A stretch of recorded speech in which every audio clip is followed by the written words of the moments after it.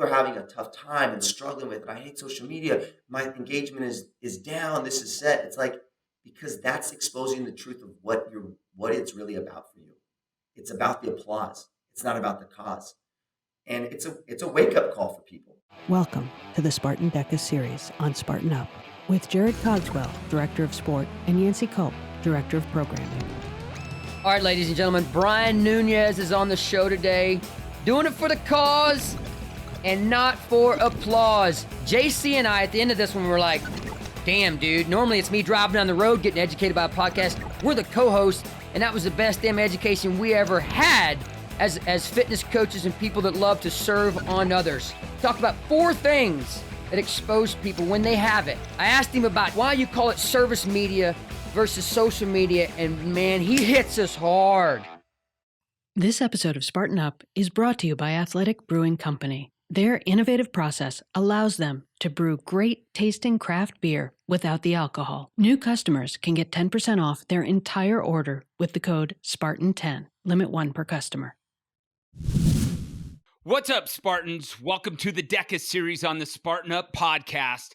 I'm your co-host, Jarod Cogswell, along with my brother, the birthday boy, Yancy Culp. And today, you know, I say this every time we have an episode, we have a special guest. Well, this one's near and dear to my heart. Somebody that I extremely respect, somebody that's taught me a lot in the business of fitness, personally and professionally. And I'm talking about Brian Nunez. And we're gonna do a deep dive with Brian because he's got a lot of bullets underneath his name and all the great things that he's done in the fitness industry. But before we go to Brian, first off, Yancy Culp, happy 5-0, brother. Thanks, brother. I was so excited. Now, I made the dogs howl at DECA Fit Austin when we were singing happy birthday to you. I think some people were screaming at me to get off the stage, but man, I am so excited to celebrate your birthday on this episode. Dude, the surprise that you guys laid on me, well, I had no freaking clue, by the way. My brain was like, oh my gosh, I got to explain to these people why the timing's going to be delayed 2 or 3 hours. I'm stressing out, and you hit me with the freaking big birthday message, and they sang to me in my hometown. I knew probably 90% of the people that were there, the 500 to 600 people, and that was just, I love you, brother. That meant a lot to me. That was one of the top 3 or 4 most special days of my life, so thank you. Well, we were in your hometown, and we're celebrating fitness in Austin, Texas. And man, what a freaking weekend. Okay, we're talking world record by Ryan Kent. Now he is the DECA Fit world record holder, as well as the DECA mile record holder. And then he's going to be at one of our affiliate gyms here in Denver, Colorado next month, gunning for the Triple Crown for the DECA Strong. And so, hey, how about a quick recap and a shout out to the National Guard? Well, as you said, the DECA Cyborgs showed up. That men and women's heat was that first one, especially in the male and female side, was amazing. Chris Roglowski missed breaking face Denny's record by 7 seconds. Alex Walker and Bridget Brown right on her heels. But as you said, one of the greatest parts of Saturday, one of the greatest moments was the fact that our U.S. Army National Guard leaned in on the DECA Fit event as their 2022 and 23 endurance team qualifier. Approximately 100, listeners and viewers, approximately 100 competitors from 40 plus states merged onto the Austin DECA Fit event and that was used as the qualifier for the endurance team.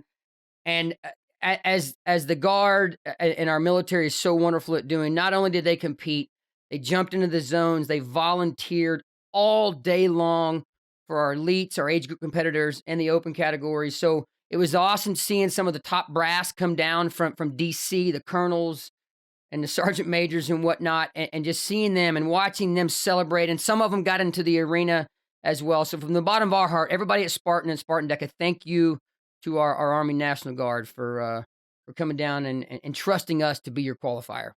Yeah, one more thing I want to throw out there too is the female elite champion at DECA-FIT Austin, Chris Ruglowski.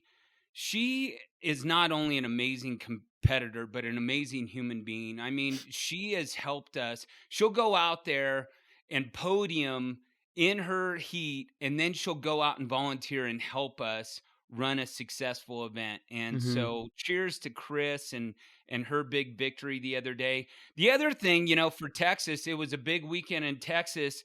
And so I'm celebrating with a nice cold glass I of knew it was coming. 49er water here. And I know our guest today, Brian Nunez, is a big 49er fan as well. So I wanna just I knew. I wasn't expecting this either, but that tastes like victory over your Cowboys right there. And but really, while we're here, is we've got a special guest, as I mentioned, Brian Nunez. I'm gonna just give you a quick few bullet points here. 2019 Personal Trainer of the Year. Okay, you don't get that recognition by accident. You've got to earn it. You have to have a resume, not only of being a great coach, but also a giver to the community, to your clients, to the fitness community. And there's not a better coach on the planet, as far as I'm concerned, than Brian. He's also the owner of the award-winning Fitness Never Sleeps, FNS, in Santa Clara, California, which I've had the opportunity to go train with Brian there at his gym. It's an amazing facility.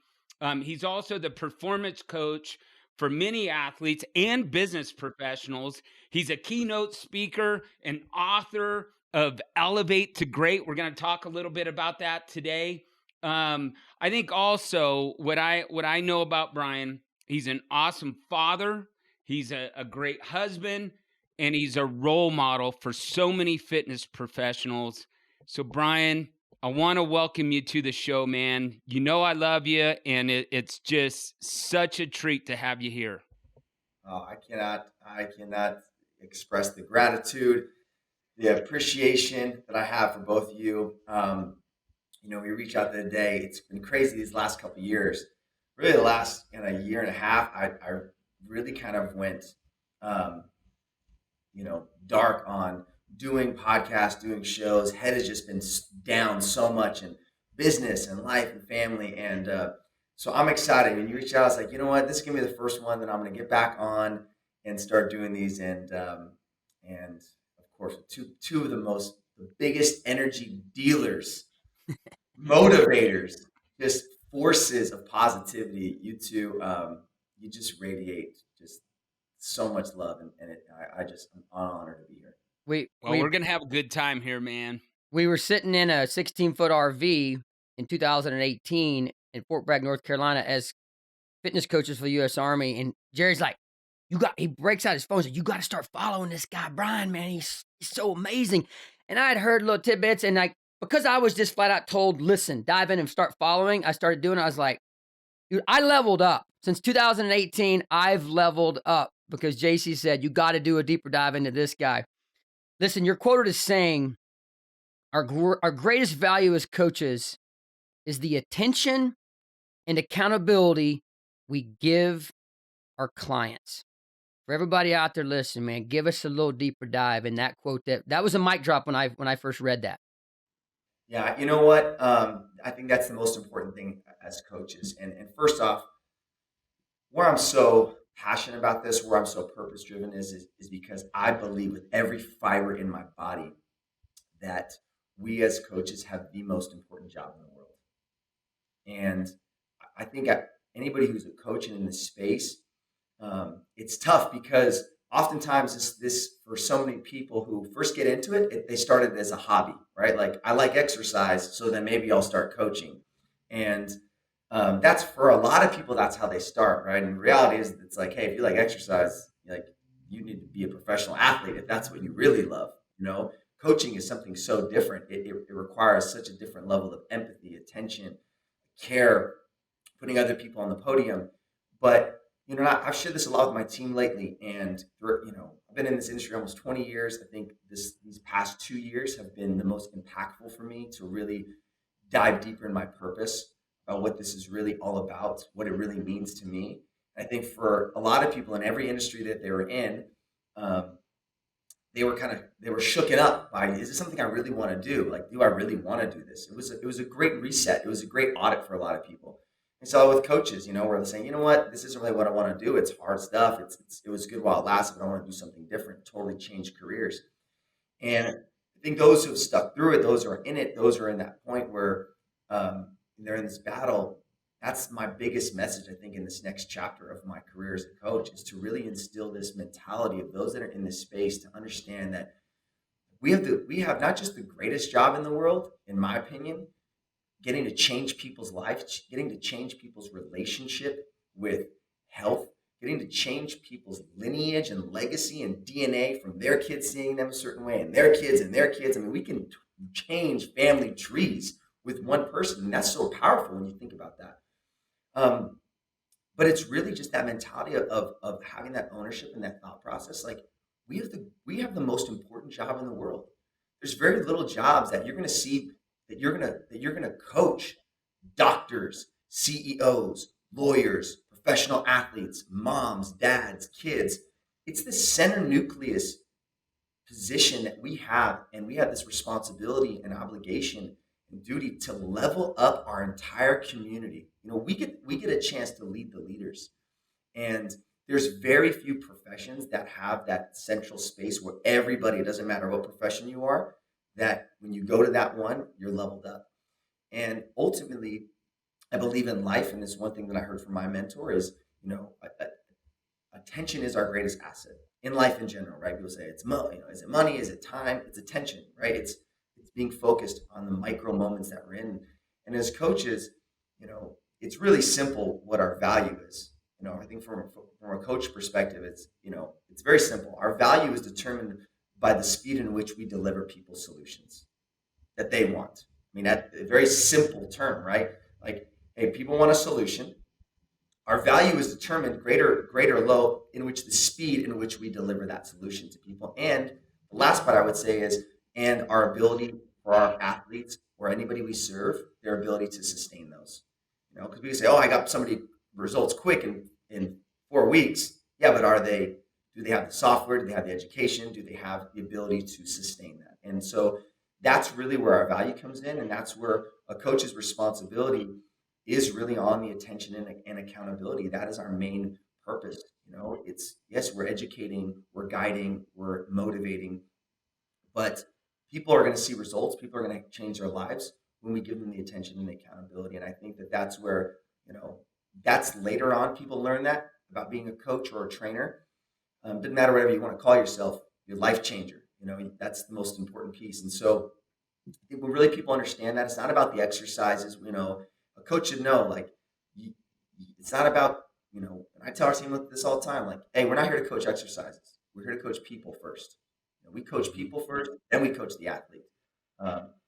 Once we understand that, we can make some big changes and it becomes so much more fulfilling. So very long-winded depth to that simple quote, but I'm more passionate, more purposeful now than ever. I love that, Brian. We had the opportunity, back in 2011, you and I didn't know each other. We both landed in San Diego, California at Fitness Quest 10. And it was the Todd Durkin mentorship. And Todd is a mentor to thousands and thousands of fitness professionals out there. And, I look back to where you and I were individually to where we both are today. And it's hard to believe that it's already been 10 plus years since that moment. And to see your growth and your journey, it's jaw dropping, man. The impact that you've had for that time that I've known you. And, Todd is an amazing mentor, but you've been able to accomplish a lot and have a lot of influence over the fitness community in that 10-year span yourself. And when I think of Brian Nunez, and that's why I was sharing with Yancy back in Fort Bragg, North Carolina, to follow you, is I really feel like you are that epitome of passion and purpose. That seems to be the driver in most of your coaching, whether it's performance related or mindset. Can you share a little bit more? Because I think it goes beyond fitness. It goes beyond athletics. Can you share a little bit more about just kind of your, I don't know, just your definition of passion and purpose? 100%. I think it's a great question. I think it's something that we oftentimes mistake. You know, I know I've thought this way at different points in my career, and I, first off, going back to that time, man, that feels like last weekend when you and I were at the TD, mastermind and mentorship, and first off, it's being around people like that, right? I think people, just coaches, need to understand that so much inspiration is outside the four walls that you're in all the time. I would have never had an opportunity to level up or continue to level up if I don't surround myself with people like you, Jarod. If I don't surround myself with people like you, Yancy. If I don't learn from people like Todd Durkin, who's paving the path, right? And that's the best part about it, is when you're around these people who just challenge you, inspire you to think bigger, to level up. You're surrounding yourself with people who want to collaborate with your growth, not compete with, trying to be better than this next person. And so, talking about the passion and purpose piece, this is something that I know I've struggled with in the past. I think a lot of people get, it confused. A lot of people say, you're so passionate about, like, you just got to follow your passion. You just follow your passion. And we've heard that advice before, right? And the longer that I've been in this industry, and I've had my business now for 10 years, from Friday, that was our 10-year anniversary. I've been in this industry almost 20 years. I don't believe that. I don't believe it's about following your passion. I think that that's wrong advice. I think that passion gets you started because it's something that interests you. Like, I kind of like this. Like, I'm passionate about this. But passion is not the thing that keeps you in the fight. Purpose is what you have to follow. Because there's a lot of things that I do on a day-to-day basis, and I'm sure that you guys do as well, right? People see this amazing stuff, these DECA-FIT events, and they see the highlight reels and the IG stories and all the fun stuff. And it's like, man, that looks just like a nonstop party.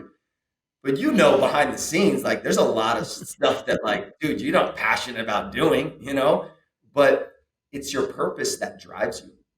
And when you can really get a strong connection to that purpose about why you're really doing this, why this really matters to you, and that may change over time. And it has for me. I'm closing out on my 30s. I'm 38 years old.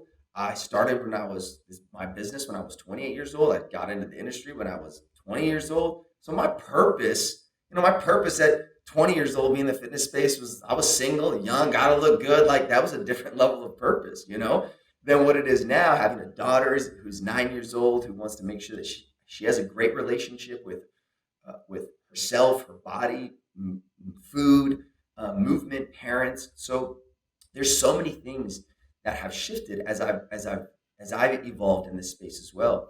But I really want to encourage people is that understand the difference between those two. Don't think just because I'll have a bad day, or, man, this is really tough right now. You know what? I'm not really that passionate about this right now. That's your sign to jump off the train. Because the reality is, anybody that's in it long enough, that it's not about being passionate every single day. And if anything, what you really have to be passionate about is passionate about your purpose. Oftentimes we see those two things as different, passion and purpose. Like, the biggest thing I've learned is that I must be passionate about my purpose. Be solely focused on passion alone, in my opinion, is selfish. Like, I only want to do the things I'm passionate about. It's like, I only want to do the things I like doing. Yeah, but that's like, it's just selfish. There's a lot of things that I need to do in order that's going to impact a lot of other people that are going to lead me more to that purpose. So it's a complete differentiator way of thinking, different perspective that's really allowed me to get through these last 2 years, dude, there's so many things that I have not been, I think you guys can agree. How many things have you not been passionate about that you've had to do even the last 2 years? Well, what got you through it? You were so passionate about the purpose and knowing why you were doing it. You're not passionate about some of the, tactical things that you have to do, but that purpose drives you. And I think if we can just have that perspective shift, people will be a little bit more resilient. They'll stay in the fight longer. They'll realize that, hey, rainy days don't last forever. And as long as you look at your body of work at a macro level, not at the micro of what's happening right now, and you can look at that and say, I'm damn proud of that. Like I'm really proud of the work, of why I'm doing it, what I'm doing, who I'm doing it for, how I'm doing it. Those are all so important. So there's a lot of factors to, that make up your purpose. But that to me has been the biggest perspective shift. It's the passion has to be on purpose. We'll be right back to the interview, but first a little bit from Athletic Brewing Company, today's sponsor. You don't have to choose between an ice-cold beer after a race and your health, thanks to Athletic Brewing Company. Athletic Brewing Company's innovative process allows them to brew great-tasting craft beers without the alcohol, from IPAs to stouts to golden ales and more. They offer a full selection of beers, starting at only 50 calories, so you can keep your head clear and enjoy the refreshing taste of beer anytime and anywhere. And they're part of a program called Two for the Trails.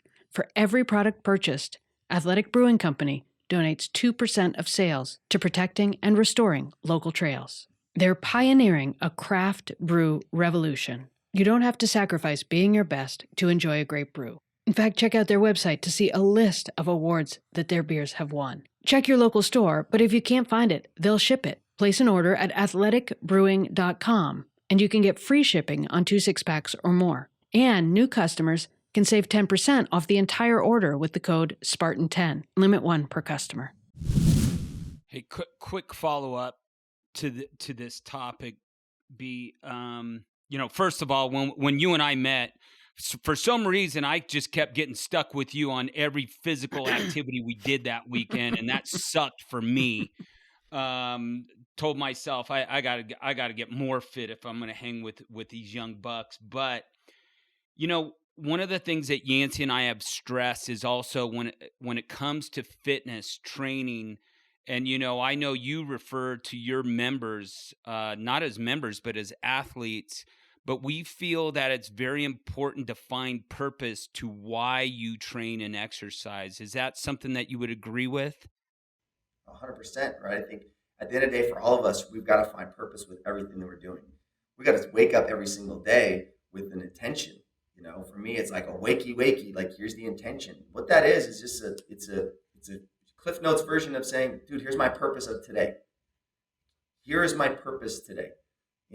It's my micro purpose must be in line with my macro purpose. So now I'm on pace. So it's the same thing when we're coaching people.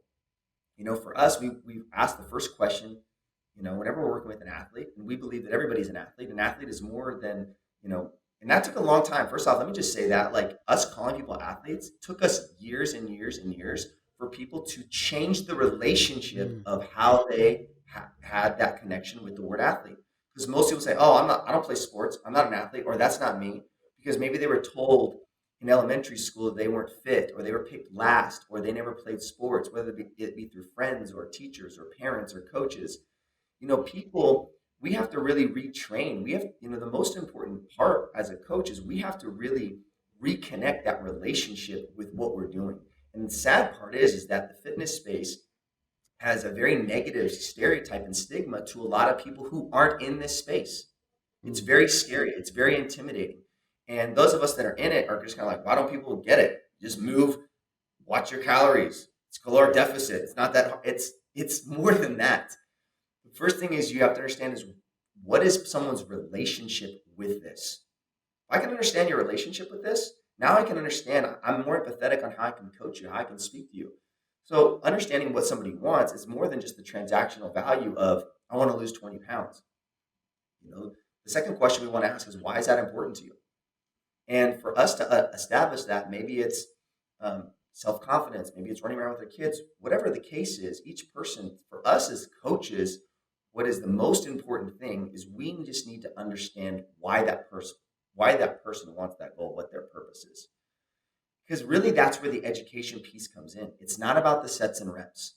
It's about making the mindful connection to what you're doing, why you're doing it, and me, or as your coach, constantly bringing that the right attention and accountability, because that's the fire, right? We say this all the time. You got to know your why. You got to know your why. Like, yeah, you have to, because it's the fire. If that runs out, if somebody doesn't have a relationship or connection with that, then know what is relevant. You know, that's what fuels all of us. Why what we're doing. So it's as a coach, we've got to always kind of bring that to the forefront, bring that to the attention. Because if people know why they're doing what they're doing, like the people that I see that have the most success just have the most clarity on that. Mm. And for I've become so shifted on that too, where yeah, I've got some tangible markers and goals and things that I want to accomplish, but if I just stick to this why, like it just magnifies each year, because it's sometimes I don't even know what's going to come next, but I'm focused on why this is so important, how I'm going to operate, and I will trust the process that things will lie what they lie. But you can't skip that middle step. One, as an athlete, if you're trying to go through the process, you got to know why you're doing it. Are you trying to do it to impress other people? Like get to the root of it, because that's what's obviously going to keep you in the fight. And as a coach, you have to know that, because it's the only way that you can really connect with people. Ladies and gentlemen, there are millions of actors out there and very few win the Academy Award. There are millions of coaches and trainers, and Ron Nunez is a Academy Award winning trainer in our industry. And as I said, I love what you provide for our industry. You are a great leader. My next question is about a topic that, for lack of better terms, for the most part, is a little bit of a hot mess in the world of fitness and just in the world in general, and that's social media. And I early on when I started following you, I heard you say it, uh, the word service media versus social media, and I also heard you say that the key to my success, and I think this is when you phrased it in a way that it was obviously beyond just service media. But you said, when I started focusing every single post on serving people, it was a game changer for me. So I have leaned in on that, and I always try to make sure I tag you when I do. But I have been on a mission since Brian Nunez was in my life. It's like I am going to try to spread that freaking message with every ounce of energy I have, because that social media is a hot mess for the most part. There's a lot of good, but there's more bad. And I love service media and the way you coined that so freaking much, my friend. Well, I appreciate you, man. I think it's like anything else. I think you know, social media is like, I think there's three things, and I'll say social media could be the fourth one, that really exposes a person's truth. Power really just exposes your truth. If you have power, and Abe Lincoln said it, you want to see the mark of a real person, give them power, see how they really are. Um, money, money just exposes your truth. If you're a greedy person when you were broke, you'll be a greedy person when you have money. If you're a giving person when you didn't have any, you'll be an even more giving person when you have it. There's one third one that I just near and dear to my heart, because I'm in this space, is when people become fit. I think it exposes your truth. I think some people who, weren't in shape, I've seen some people who get in shape and then all of a sudden they're like extremely cocky and arrogant. It just exposed their truth. That's who they were, Now it was easy when they weren't fit, because they weren't fit in that case, but it exposed their truth. Or are they serving and helping and paying it forward to the next person? So when we talk about social media, I actually think it falls into that category. It just exposes people's truth. I don't actually see it as good or bad. It's just going to expose whatever's really inside of you about what you value the most. So I think a lot of people struggle with it for a couple aspects. My struggle, there's a couple. My struggle with social media is the word social. Now, as as big as my expressions are, depending on the environment and the air and the arenas that I'm in, I never change who I am, what I stand for. I change the expression in which the environment needs me to be. And this is really important for people. I'm a very reserved person. I'm not this, I don't walk around, my house or the office. Let's go, baby. Let's party. I'm not like screaming all the time. That's not my actual natural nature, but who I am as an individual. I'm very empathetic. I'm very caring. I'm very understanding. I'm very compassionate. So there's a lot of core values within myself about who I am, but that needs to be expressed differently in different arenas. When I'm working with someone one-on-one, it needs to be expressed differently. When I'm working on a big stage, I need to be like super energetic and because that's what the environment needs to be successful. So for me, I've looked at saying it's not about changing who I am, change the expression of who you are based on the environment in which you're serving. So for me, social media was my natural who I am is very chilled and reserved. I don't like I'm not very social. Like outside of work, I'm like with my wife and my daughter. I'm not the guy like having barbecues, going to barbecues. I got nothing against it. It's just not. I'm not very strong. I don't have a strong social muscle. Like if I go to a barbecue, I'm gonna be like the person talking in the corner, like deep, like for like an hour with some person. I'm just not good on like what I call barbecue talk. My wife is amazing at it. She like locks in, and that's why we're so great when we do it. But it's a struggle for me, and so that word actually kind of gives me anxiety because I'm just not really like that. So I'm not a social person, but I want to help people. So I understand that this is an amazing tool. It is, and that's all it is. It's a tool. I'm not going to say it's good or bad. I'm not using this tool correctly for my issue is because of the word was stuck in was what I didn't have the right relationship with the word. So if I can change my vocabulary, then I can change what this tool can allow me to do, which is what I really want to do is serve people. I love serving people. As I said, when I go to the barbecue, I'm like doing a coaching session with somebody, right? I love serving. It's the things that brings me the most joy. I love it. I would goal coach all day. It's in my fiber. I love it so much. So when I changed it to service media, now it's an opportunity and a platform to serve. And I went back on my old stuff when I didn't really understand how to social media. I'm like, let me audit my stuff.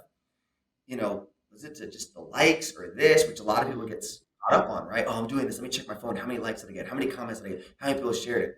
Like when you're so focused on service, I don't care how many or how little. As long as it affects one person. If I can share this message and it changes one person's perspective or gives them ideas on exercises, I don't care if 1 million people see it and then nobody does it, or 2 people see it and one person.